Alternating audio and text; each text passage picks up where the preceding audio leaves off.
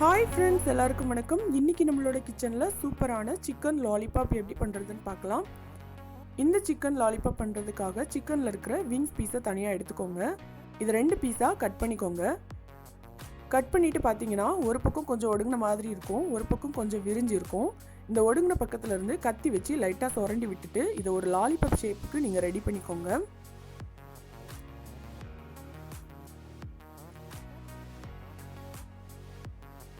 இந்த மாதிரி ஒவ்வொரு பீஸையும் ரெடி பண்ணி வச்சுக்கோங்க. இதோட ஷேப்பில் இது செட் ஆகிறதுக்காக இதை ஒரு 10 நிமிஷத்துக்கு ஃப்ரீசரில் எடுத்து வச்சுக்கோங்க. இது 10 நிமிஷம் ஃப்ரீசரில் இருக்கட்டும். இப்போது ஒரு பவுலில் 1 டீஸ்பூன் அளவுக்கு இஞ்சி பூண்டு விழுது எடுத்துக்கோங்க. கூடவே 1 டேபிள் ஸ்பூன் அளவுக்கு சோயா சாஸ் சேர்த்துக்கோங்க. இப்போது இதில் பாதி எலுமிச்சப்பழ சாறு சேர்த்துக்கோங்க. கூடவே 1 டேபிள் ஸ்பூன் அளவுக்கு மிளகாய்த்தூள் சேர்த்துக்கோங்க. நான் இன்றைக்கி காஷ்மீரி மிளகாய்த்தூள் எடுத்திருக்கேன்.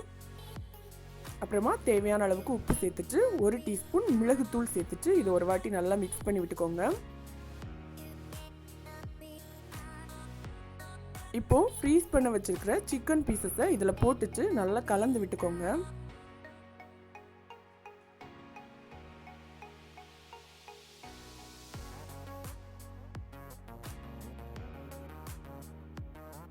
இந்த மாதிரி நல்லா கலந்து விட்டதுக்கு அப்புறமா இதை 1 மணி நேரத்துக்கு அப்படியே வச்சிருங்க.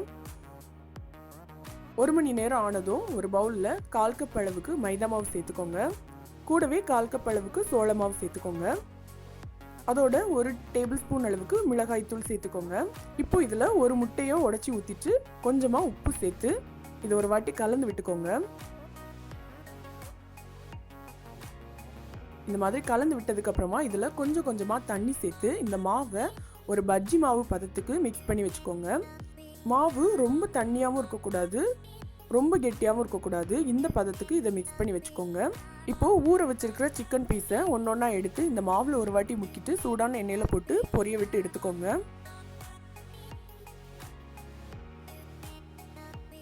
நல்லா பொன்னிறமாக பொரியட்டும்.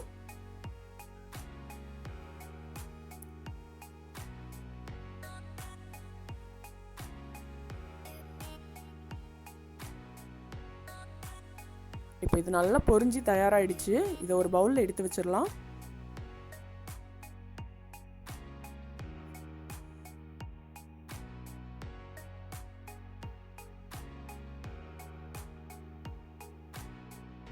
பாருங்க, நம்மளோட சிக்கன் லாலிபாப் எல்லாமே சூப்பராக தயாராகிடுச்சு.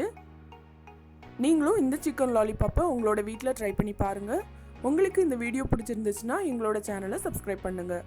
ருசியாக சாப்பிடுங்க, ருசிச்சு சாப்பிடுங்க.